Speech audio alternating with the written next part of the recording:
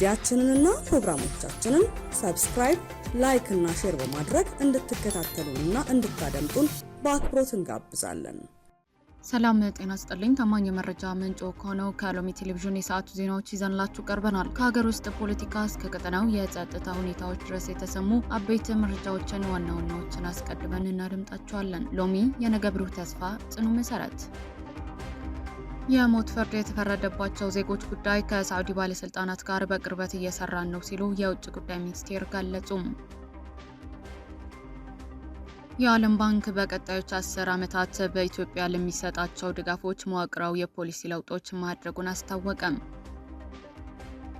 የሱዳን ፍርድ ቤት በምዕራብ ዳርፉር በተፈጸሙ ግድያ ምክንያት የአርኤስኤፍ መሪ ጀነራል ሄሚቲን ጨምሮ በ16 ሰዎች የሞት ፍርድ ተወሰነ። ለአሁን ያዝናቸው አርዕስተ ዜናዎቹ በከፊል እነዚሁ ነበሩ። አሁን ደግሞ የክስተቶቹ ዝርዝር መረጃ፣ ምክንያቶችና ተያያዥ ትንታኔዎችን ሰፋ አድርገን ወደምናይበት ወደ ዝርዝር ዜናዎቻችን እንሻገራለን። አብራችሁን ቆዩ።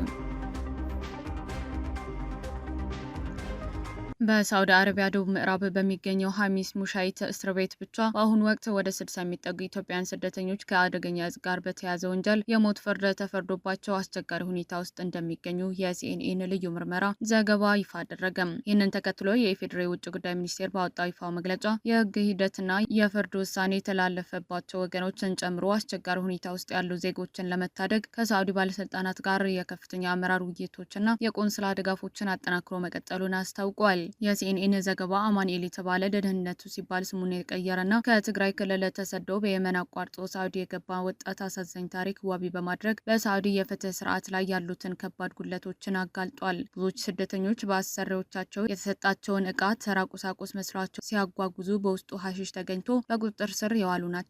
ተከሳሾች በቁጥጥር ስር ከዋሉ በኋላ በኤሌክትሪክና ገመድ በከባድ ድብደባ ሰቆቃ እየተፈጸመባቸው በማያውቁት ቋንቋ የእምነት ቃል እንዲሰጡ ይገደዳሉ። በፍርድ ሂደት ወቅት ምንም አይነት ጠበቃ፣ የኢትዮጵያ ኤምባሲ ተወካይ ወይም በቂ የትርጉም አገልግሎት ሳይኖር አጭር የሞት ፍርድ ውሳኔ የሚተላለፍባቸው ሲሆን ይግባኝ ማለት መብት እንደሌላቸው ይነገራቸዋል። ባለፈው ዓመት በሳዑዲ በአጠቃላይ 356 ሰዎች ላይ የሞት ቅጣት የተፈጸመ ሲሆን ዘንድሮ ደግሞ አመጽ በሌለበት የአደገኛ እጽ ወንጀል የሞት ቅጣት የተፈጸመባቸው ሰዎች ቁጥር 71 ደርሷል። ከነዚህ መካከል የውጭ ዜጎች በተለይም ኢትዮጵያውያን ከፍተኛውን ቁጥር ይዛሉ። የኢትዮጵያ ውጭ ጉዳይ ሚኒስቴር ሐምሌ 6 ቀን 2018 ዓ.ም ባወጣው ይፋው መግለጫ በሪያድ በሚገኘው የኢትዮጵያ ኤምባሲና በጅዳ ቆንስላ ጀነራል አማካኝነት ለዜጎች ሰብአዊ ምህረት እንዲደረግላቸውና የቆንስላ ድጋፍ እንዲያገኙ ሌት ተቀን እየተሰራ መሆኑን አስታውቋል። ሚኒስቴሩ ይህንን የሰላም ሂደት በሁለት ሀገራት መካከል ያለው የረዥም ዘመን ግንኙነት የሚያንጸባርቅ መሆኑን ጠቅሰው በቀሪዎቹ የሞት ፍርድ የተበየነባቸውና እስር ላይ ባሉ ዜጎች ጉዳይም መብትና ጥቅማቸውን ለማስከበር ያሉትን የዲፕሎማሲ አማራጮች ሁሉ መጠቀሙን እንዲቀጥል አረጋግጧል። የዓለም ባንክ ከ2027 እስከ 2036 ያለው የ10 ዓመታት የአጋርነት ማዕቀፍ ይፋ ያደረገ ሲሆን በሚቀጥሉት 10 ዓመታት በኢትዮጵያ ቅድሚያ የሚሰጣቸው የነበሩት ትልቅ ፕሮጀክቶችን ሙሉ በሙሉ ከእቅድ ውጭ ማድረጉንና መዋቅራዊ የፖሊሲ ለውጥ ማድረጉን አስታወቀም። ሪፖርተር የተመለከተው የዓለም ባንክ አዲስ የስትራቴጂ ሰነድ እንደሚያመለክተው ባንኩ በቀጣዮቹ 10 ዓመታት ትኩረቱ በዋናነት ወደ ስራ ዓለም ለሚቀላቀሉ ወደ 2 ሚሊዮን ገደማ የሚሆኑ ወጣቶች የስራ ዕድል መፍጠር ላይ አድርጓል። ባንኩ ቀደም ሲል በከፍተኛ በጀት ደግፋቸው የነበሩት ግዙፍ በመንግስት የሚመሩ የኃይል ማመንጫ ፕሮጀክቶችን፣ ዋና አስፋልት መንገዶችንና የቱሪዝም ዘርፍ በቀጣዮቹ 10 ዓመታት ሙሉ በሙሉ ቅድሚያ ከሚሰጣቸው ፕሮጀክቶች ዝርዝር ውጭ አድርጓቸዋል። በአዲሱ መዋቅራዊ አቅጣጫ መሰረት የከተማ አውራ ጎዳናዎችን የመገንባት እቅድ ሙሉ በሙሉ ቀርቶ ድጋፉን ወደ ገጠር መንገዶች ማስፋፋት እንዲዞር ተደርጓል። ይህም አርሶ አደሩ ምርቱን በቀላሉ ወደ ገበያ እንዲያቀርብ ለማገዝ፣ የጉምሩክ አሰራርን ለማዘመንና የውጭ ንግድን ወጪን ለመቀነስ ያለመ አዲስ ስትራቴጂ ነው። የዓለም ባንክ በኃይል ማመንጨት ላይ ኢንቨስት ማድረጉን ቢያቆምም በኤሌክትሪክ ዘርፍ በቀጣይ የሚያደርጋቸው እቅዶች ውስጥ የኤሌክትሪክ መስመር መዘርጋታን በከፍተኛ ደረጃ ማስተካከል፣ የኃይል መቆራረጥን በከፍተኛ ሁኔታ መቀነስ፣ በሚሊዮኖች ለሚቆጠሩ ሕዝብ የኤሌክትሪክ ተደራሽነት ይበልጥ አስተማማኝ ማድረግ ነው።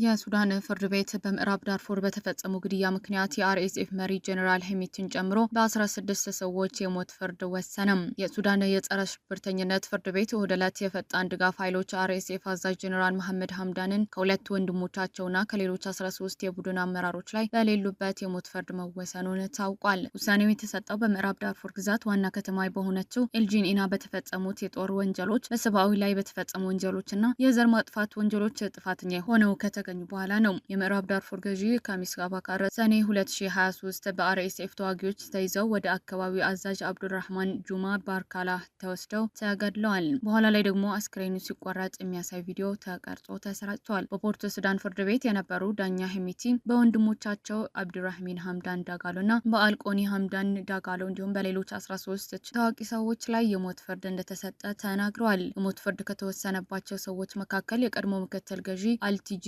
አልቲሃር ካርሹም በርካላ፣ የአሁኑ የአርኤስኤፍ ግዛት አዛዥ ኤድሪን ሀሰን ሃሩን፣ በርካታ የአረብ ጎሳ መሪዎችና የአርኤስኤፍ ደጋፊ አክቲቪስት ይገኙበታል። 16ቱ ተከሳሾች በሱዳን የወንጀል ህግ መሰረት በሰብአዊ ላይ በተፈጸሙ ወንጀሎች፣ በዘር ማጥፋት፣ በግለሰቦች ላይ የተፈጸሙ የጦር ወንጀሎች፣ በህዝብ ንብረት ላይ በማውደምና የተከለከሉ የጦርነት ዘዴዎችን በመጠቀም ጥፋተኛ ሆነው ተገኝተዋል። ፍርድ ቤቱ የአርኤስኤፍ ንብረቶች በሙሉ እንዲወረሱ ያዘዘ ሲሆን ክልሉ የተፈረደባቸው ግለሰቦች አሳልፎ ለመስጠት የኢንተርፖል ማስታወቂያዎችን እንዲጠይቅ አዟል። ዳኛው እነዚህ ዓለም አቀፍ ወንጀሎች በሱዳን ዓለም አቀፍ ግዴታዎች መሰረት በማንኛውም የጊዜ ገደብ ውስጥ እንደማይገቡና በፖለቲካዊ ቅሬታም ሊደረጉ እንደማይችሉ ተናግረዋል። ፍርድ ቤቱ ሀሚቲም በንብረት ላይ ስልታዊ ውድመትና ዘረፋ እንዲሁም በሲቪሎች በመኖሪያ አካባቢዎች፣ በትምህርት ቤቶችና በአምልኮ ቦታዎች ላይ ሆን ተብሎ ለሚፈጸሙ ጥቃቶች በህግ ተጠያቂ አድርጎታል። አብዱራሂም ዳጋሎ የኤልጀኒያን ከበባ በማቀድ በነዋሪዎች ላይ አስከፊ የኑሮ ሁኔታዎች በማድረስ ሲቪሎችን በማፈናቀልና በማሳሌት ጎሳ ላይ በሚፈጸሙ የዘር ማጥፋት ድርጊቶች በመሳተፍ ጥፋተኛ ሆኖ ተገኝቷል።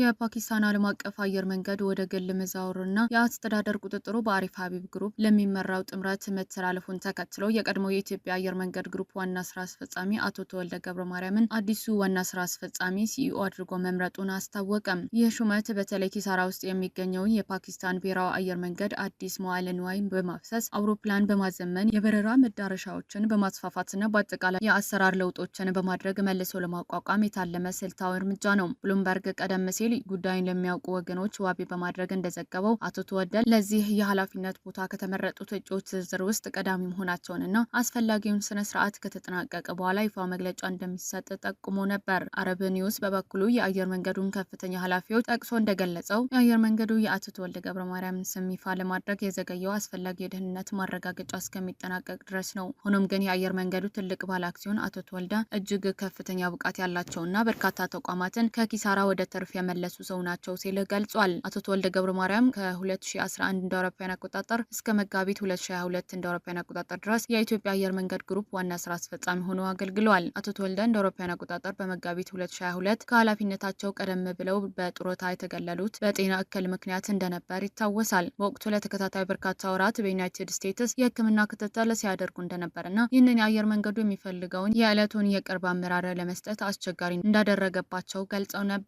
አሁን ላይ የፓኪስታን አየር መንገድ ወደ ግል መዞሩን ተከትለው አቶ ተወልደ ወደ ስራ ዓለም መመለሳቸው የአየር መንገዱ የፋይናንስና የስራ አፈጻጸም ወደ ቀድሞ ክብሩን ለመመለስ እንደ ትልቅ ስልታዊ እርምጃ ተወስዷል።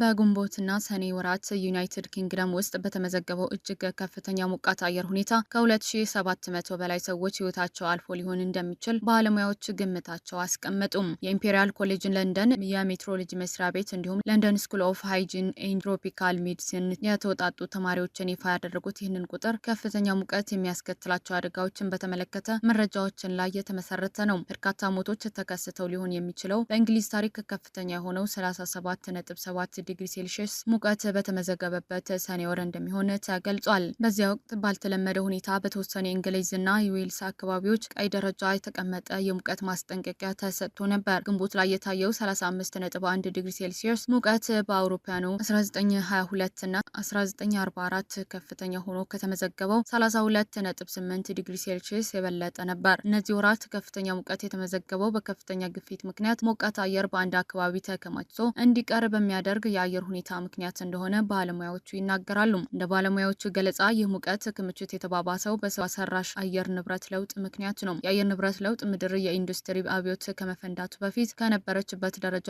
ከፍ ባለው በ1.4 ዲግሪ ሴልሲየስ ሞቃት እያደረጋት ነው። በግንቦትና ሰኔ ወራት የተመዘገበው ከፍተኛ የሙቀት መጠን ደግሞ የሙቀት መጠኑን ከ3 እስከ 4 ዲግሪ ሴልሲየስ እንዲጨምር ማድረጉን ተመራማሪዎችን ያምናሉ። በርካታ ዩናይትድ ኪንግደምስ መኖሪያ ቤቶች ይህንን አይነት ሙቀት ለመቋቋም የተሰሩ ባለሙያዎች በመሆናቸው ሰዎች ለተራዘመና ከፍተኛ ሙቀት ተጋልጧል። ሙቀቱ በሰውነት ላይ ከፍተኛ አካላዊ ጫና የሚፈጥር ሲሆን በሰውነት ውስጥ ያለው የፈሳሽ መጠን ከቀነሰ ሁኔታው ይባባሳል።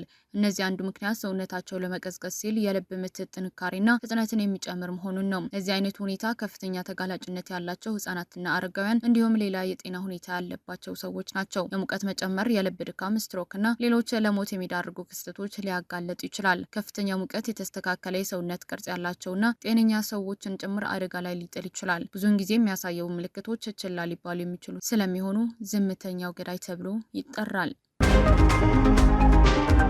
ውድ የሎሚ ቴሌቪዥን ተከታታዮች ለዛሬ ያዝናቸው አበይት መረጃዎችንና ትንታኔዎችን እነዚህ ይመስሉ ነበር። በዜናዎቻችን ላይ ያላችሁን ማንኛውም አስተያየት በኮሜንት መስጫው ላይ እንድታጋሩን እንጋብዛችኋለን። መረጃዎችን በፍጥነትና በታማኝነት ለሌሎችም እንዲደርሱ ቪዲዮውን ላይክና ሼር ማድረጋችሁን እንዳትረሱም። በየሰዓቱ የሚወጡ አዳዲስና ትኩስ መረጃዎችን ለማግኘት ደግሞ ቻናላችንን አሁኑኑ ሰብስክራይብ ያድርጉ። ቀሪውን ጊዜ ሰላማዊና መልካም ጊዜ ይሁንላችሁ።